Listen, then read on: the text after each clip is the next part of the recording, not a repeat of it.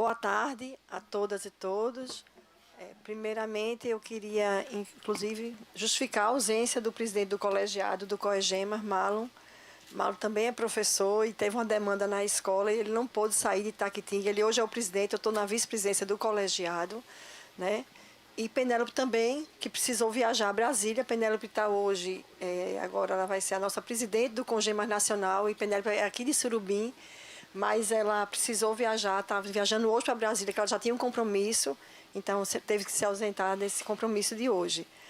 Mas, Lênia, eu queria inicialmente parabenizar a iniciativa, a sua iniciativa, e os demais parlamentares estão compondo aí essa frente, e os demais deputados também, da importância que é se reinstalar essa frente. A gente sabe que muitas pessoas até não têm um entendimento da política de assistência social. Acha que é caridade, é benesse, é só fazer doação. E não é isso. É uma política de garantia de direito, de acesso e de oportunidade na redução da desigualdade social. E a gente sabe a frente que os nossos serviços fazem e o fortalecimento do nosso serviço na ponta, o CRAS, o CRES, o Centro POP, que atende a população em situação de rua, a nossa rede de acolhimento, que acolhe aquelas pessoas com direito violado, seja a criança, o adolescente, a pessoa idosa, a pessoa adulta em situação de vulnerabilidade social.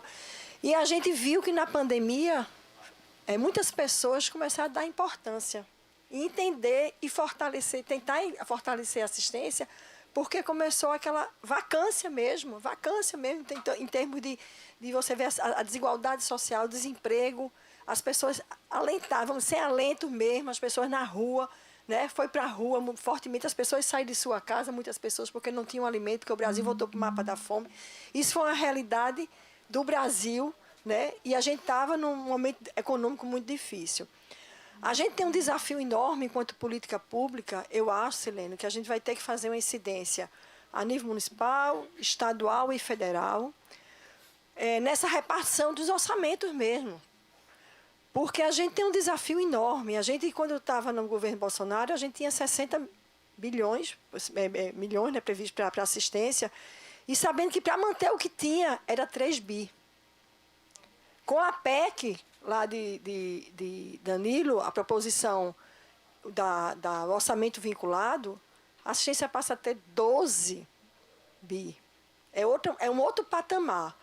Por quê? E, apesar de tudo isso, os municípios brasileiros não fecharam o serviço na pandemia, né? Abriram serviço, muitos municípios abriram serviço, né? Mas não estão cofinanciados. Muitos serviços não estão cofinanciados. Para você ter uma ideia, a gente precisa fazer essa incidência política. A nível federal, a gente melhorou, chegamos a 80%, melhorou bastante agora no governo Lula, os serviços agora estão recebendo 80%, mas a gente tem aí um déficit realmente, vou dar um exemplo a vocês. Né? A gente, no orçamento, vou dar um exemplo de Recife, que é o que eu vivo, a cidade que eu faço a gestão, estou como gestora. O orçamento de Recife, do governo federal, significa 6% do orçamento. Do governo estadual dá 0, quase 2, não chega nem a 2, 0, não chega nem a 2% do que é para assistência social. Então a gente tem um desafio grande aí sim, não só a nível local, mas a gente precisa fazer uma incidência, melhorar esse patamar de cofinanciamento, porque cada serviço que você abre, Dana, é um desafio, você precisa contratar gente. Eu estou falando de metrópole, mas quando você fala de um pequeno porte 1, o orçamento do município não dá cobertura para abrir serviço.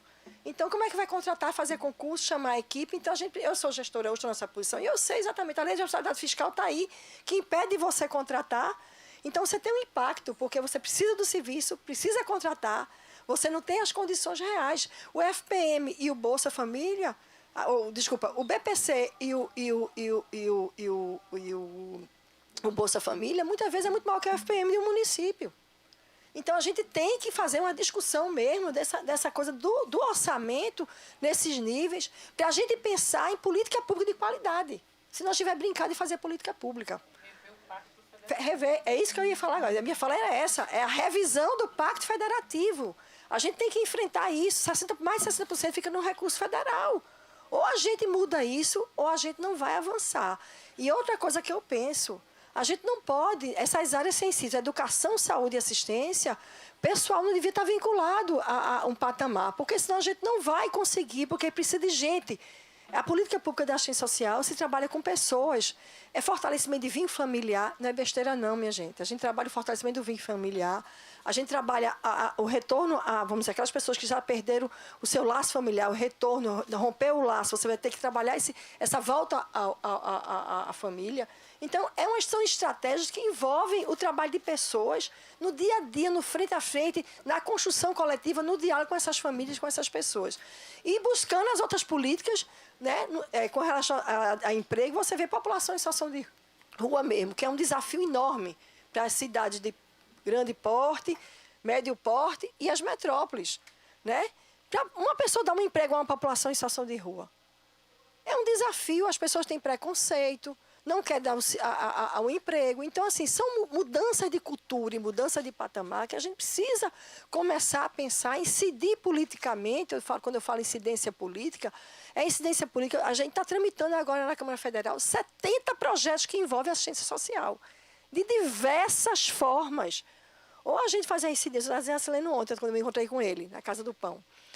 E falando, dizendo justamente isso, ou a gente faz um fortalecimento mesmo do que é essa política, porque a gente precisa dela e a população precisa. Eu digo a vocês, nós não fechamos nenhum dia durante a pandemia os serviços. Estávamos na rua trabalhando, né? E você sabe, e a população precisando acessar os serviços, precisando garantir a higiene, a gente fazendo aquela rede de apoio mesmo, na emergência que tinha que ser feita. Mas o que eu quero dizer é que, assim, que é muito importante essa frente, Sileno, porque é aqui que a gente vai tramitar os projetos.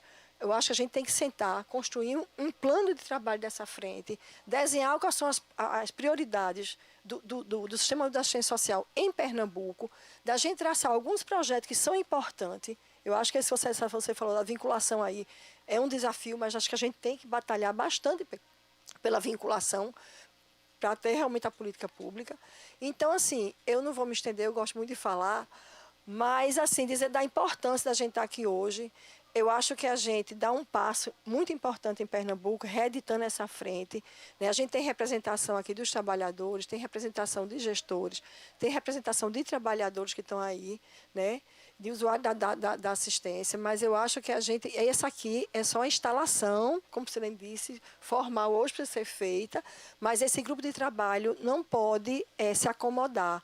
A gente tem que construir a partir daqui, Sileno, com essas representações, tanto do usuário, quanto da gestão, quanto de trabalhadores, de militantes da assistência social, né? Construir um grupo de trabalho para estar junto com vocês, fazendo essa discussão com vocês, trazendo algumas propostas, inclusive, porque vocês podem propor alguns projetos de lei, então acho que é interessante a gente estar junto nessa construção.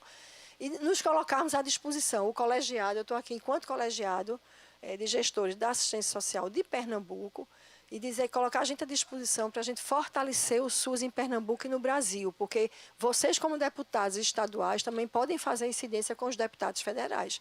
E isso é uma ponta importante, essa liga entre o que a gente está construindo aqui e o que o Brasil está construindo. Então, nos colocarmos à disposição e dizer que estamos sempre para construir pontes.